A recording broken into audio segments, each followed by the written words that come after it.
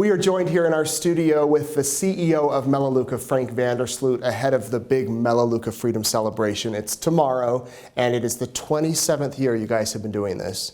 You say it's the biggest fireworks show west of the Mississippi. Is that hype, or is there truth to that? I've seen it, I believe it, but what do you say? Well, we have a saying at Melaleuca that the truth is good enough.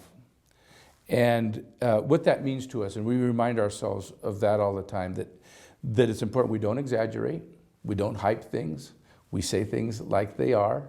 And so when we say that we're the largest show west of the Mississippi, we've got documentation to back that up. We wouldn't say it if it wasn't accurate. It's not hype. We used to say we were the third largest show west of the Mississippi. And we've tracked the numbers. There's two ways, legitimate ways, to measure the size of a show. One would be the number of pounds of explosives in the air, and the other is the number of shells. So we went on all counts.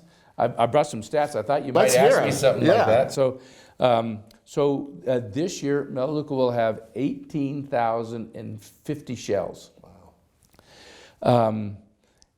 Compared with some of the other cities that are famous for their fireworks, Philadelphia has a wonderful show. It's awesome. 15,000 shells. So you beat them. Boston, 10,000 shells. Washington, D.C., now this number goes back to 2016, so I don't know what it was last year, but 5,000 shells in 17 and a half minutes. I think they're going to do a bigger show this year, I'm hearing. San Francisco, 10,000 shells. Dallas Kaboom Town, which is named after its fireworks, puts up 5,000 pounds of just sheer explosives in the air. This year, the Melaleuca Freedom Celebration, 15,300 pounds of explosives in the air. There are the numbers, and these are big cities. These are big cities, yes, yeah. So we think that there are two cities that are larger, that are larger than our show, Memphis and New York, which is done by Macy's. They're definitely larger than Melaleuca Freedom Celebration. That might be the only two shows in the nation that are larger than the Melaleuca Freedom Celebration. I remember last year, like, ash was falling down on me from the fireworks and the ground was shaking. How are you going to beat that? Well, we just make it a little bigger every year. The pyrotechnics technology is getting better, believe it or not, in all aspects of our lives, including fireworks, more vibrant colors. And there's some new technology. There's the ghost shell that we'll see this year for the very first time.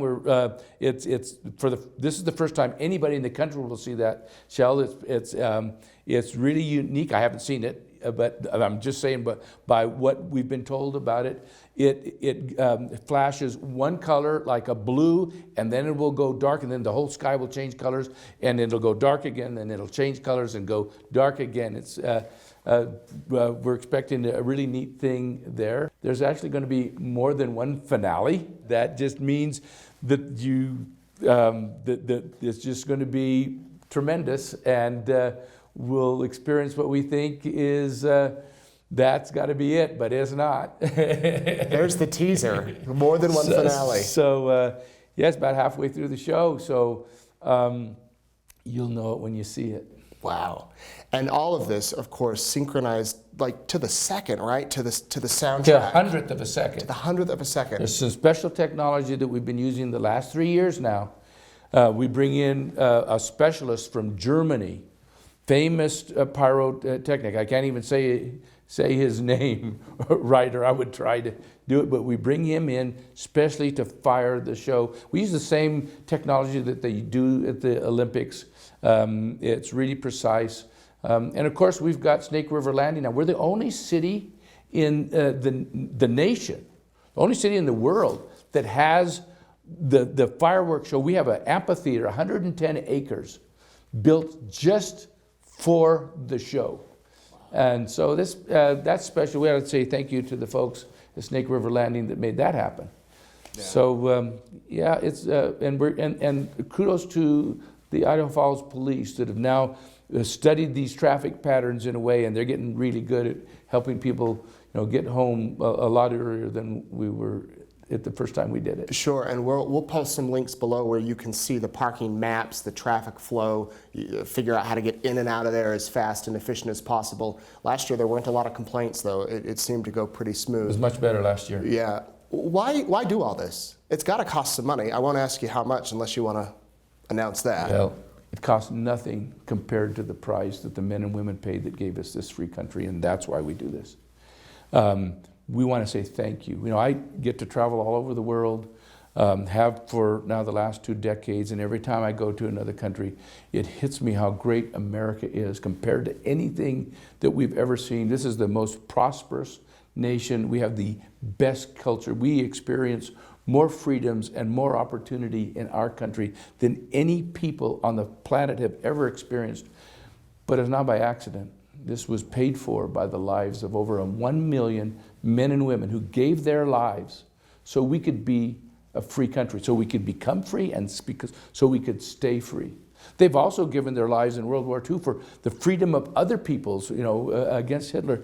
And we just want to say, we want to say thank you. We don't even know their stories. We'll never hear their stories. We'll never even take the time to read the list of their names.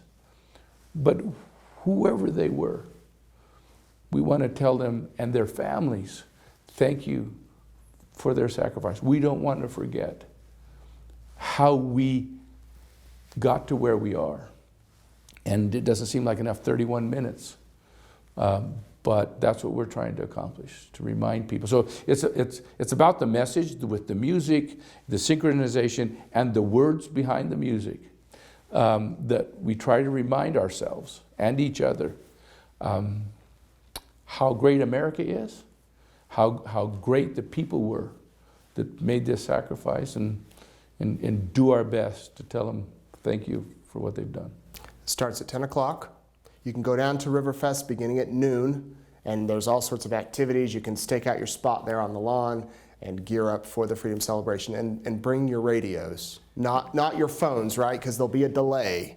No, you got to bring the radio. If you try to sync on your phone. If you're in Snake River Landing, we'll have over 100 speakers that are blasting out this sound, big, powerful speakers. But if you're watching from anywhere else, you need to bring your radio or you'll miss the whole meaning of Independence Day. Yeah, and if you're at Snake River Landing, you get a different view because you're viewing it head on. You're seeing the whole thing versus somewhere else. The stage that they build is over 2 football fields long. So they can paint the lower sky and the upper sky. And there's a lot happening on the ground too that you won't see if you don't come to Snake River Landing. You won't see some of that because that's what it's built for. It's built for that audience. Yeah.